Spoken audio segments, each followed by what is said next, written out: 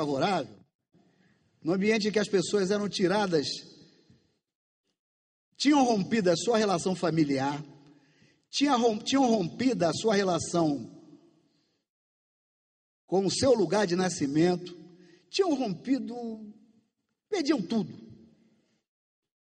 Então, no novo ambiente, essas pessoas foram obrigadas a fazer o quê? Foram obrigadas a se recriar socialmente, muitas vezes recriar-se individualmente, né? Isso quando não morriam pelo caminho, quando conseguiam chegar ao destino americano, né? Brasil, Cuba, Haiti, sul dos Estados Unidos, quer dizer, em todas essas localidades, nesses territórios, o que aconteceu? Desenvolveram-se culturas de base africana extremamente importantes dentro de todo o contexto universal, que nasceu da carência absoluta. Você está absolutamente carente, você tem que se reinventar, você tem que criar alguma coisa em cima dessa falta. Essa segunda unidade do livro estuda essa parte, a chamada herança africana, esquadrinha os grupos étnicos que vieram para o Brasil, porque não toda a África deu escravos para o Brasil, mas grande parte da África deu escravos para o Brasil, cujo embarque africano se deu em locais específicos. E desses locais se pode estabelecer a origem étnica desses africanos nas Américas, não só pelos locais, também pelo que esses africanos deixaram, pela contribuição que trouxeram para as Américas, não só para o Brasil, como para Cuba, como para o Haiti, como para os Estados Unidos, como para o Caribe como um todo e para o sul dos Estados Unidos principalmente. Então aqui a gente estuda a vida do escravizado no Brasil, a cultura africana no Brasil, a importância dos ciclos econômicos no estudo da africanidade brasileira. Disse para mim um professor, há algum tempo atrás, disse assim: meu filho, onde teve riqueza, teve escravo, onde teve escravo, teve riqueza. Então, o sinônimo a localização, né, o rastreamento que você faz da presença africana, é que onde teve alguma riqueza, onde se desenvolveu alguma atividade econômica no Brasil colonial e imperial, teve escravo, porque era o escravo que trabalhava. O trabalho no sentido mais estrito do termo, né, o trabalho corporal, isso era uma atividade escrava. Então, o Paraná teve riqueza, em algum momento da história econômica do Brasil, o Paraná teve importância econômica, então o Paraná teve a contribuição do braço escravo. Então a gente vai vendo isso aí. Na unidade 3 a gente fala dos quilombos, ontem e hoje, de Palmares às comunidades quilombolas remanescentes. Uma outra falácia, uma outra falsa afirmação em que a gente foi desde cedo acostumado a aceitar, é da passividade do escravo africano, né? No Brasil, há uma imagem do escravo sempre como coitadinho, como o sofredor resignado, o sofredor humilhado sem reagir, né? Mas a coisa não foi exatamente assim. Durante todo o momento em que a escravidão se manifestou, desde o início, sempre houve reação das mais variadas formas. Desde o suicídio, observem bem a lógica do suicídio. Eu estava revendo esses dias um filme chamado Amistade. Quem já viu sabe que é muito importante. Um filme do Spielberg, né? Então, uma superprodução. É a história de um levante de escravos. Os escravos iam sendo transportados da África para Cuba, isso já na metade do século XIX. Já a Inglaterra tinha decretado a proibição do tráfico no Atlântico. O navio ia para Cuba, os escravos se rebelaram e assumiram o comando, mataram lá os negreiros e resolveram voltar para a África. Só que não conseguiram voltar, foram bater nos Estados Unidos. Estavam em Cuba, então é pertinho, chegaram no sul dos Estados Unidos e lá o navio foi apreendido pelos ingleses, foi submetido a um julgamento e tal. A história do filme é basicamente essa. Mas tem uma cena muito altamente bem feita, em que há uma revolta dentro do navio negreiro, né? Isso antes da chegada, é o princípio da revolta.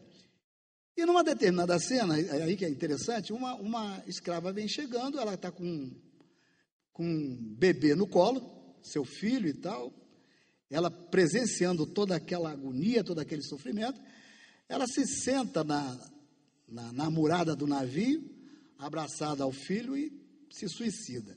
O suicídio era uma forma política, né?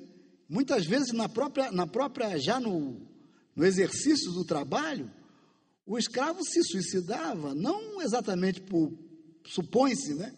Não apenas por depressão, não apenas pela tristeza, mas também para dar um prejuízo. Eu vou matar meu filho, porque o dono vai ter um prejuízo. Era evidentemente um prejuízo, porque o escravo era um bem econômico, e essa é uma forma de resistência à escravidão. Quer dizer, a negação da ordem escravista através da intenção de dar um prejuízo no dominador, no senhor.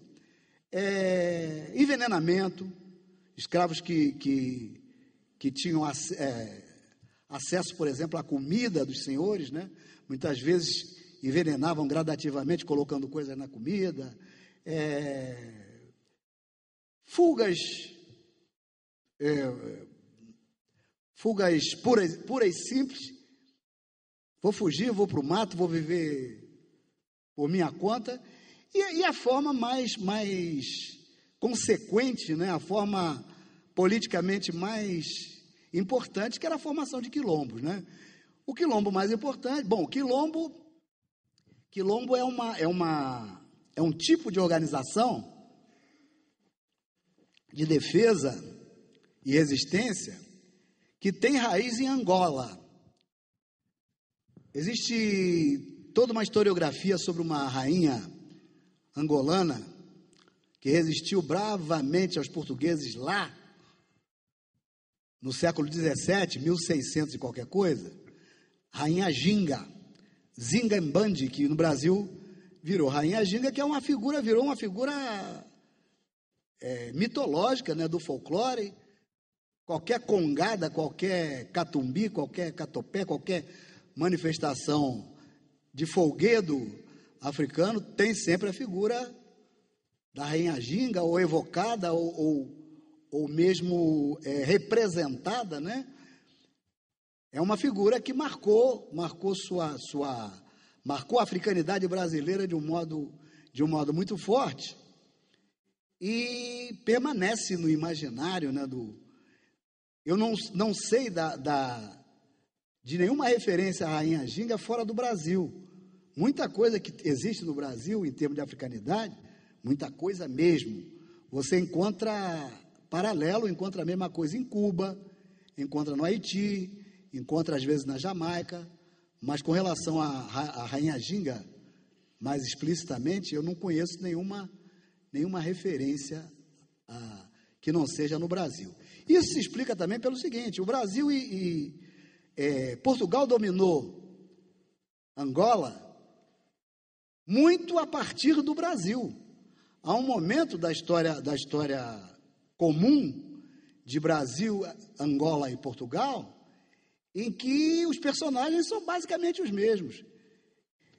Voltando ao quilombo e mostrando que quilombo é uma palavra, é uma instituição que remonta lá à época da Rainha Ginga, é um tipo, eu tenho um dicionário de termos, nome de lugares e outras ocorrências, né? Situados na época da Rainha Ginga. E está lá, é um dicionário feito em Portugal, e está lá quilombo, a definição do que é um quilombo, acampamento militar, com a segunda acepção também de vila, e uma terceira acepção de mercado, quer dizer, tem acepção militar, antes de qualquer coisa, comercial, social, de residência, etc. e tal. Quilombo é uma palavra que vem lá de uma língua de Angola chamada quimbundo. Então, quando, por exemplo, o cineasta brasileiro, grande cineasta, Cacá Diegues, faz um filme, Quilombo, e chamou um especialista, conhecido nosso, para dar aula de Iorubá. E há diálogos no filme, Gangazumba, Zumbi, Acotirene,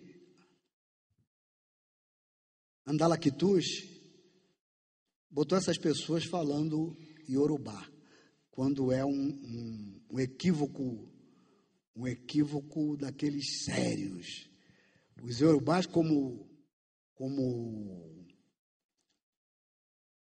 comunidade organizada, como povo maciçamente entrado no Brasil, só chegam aqui já quase no século XIX. Na época de Zumbi,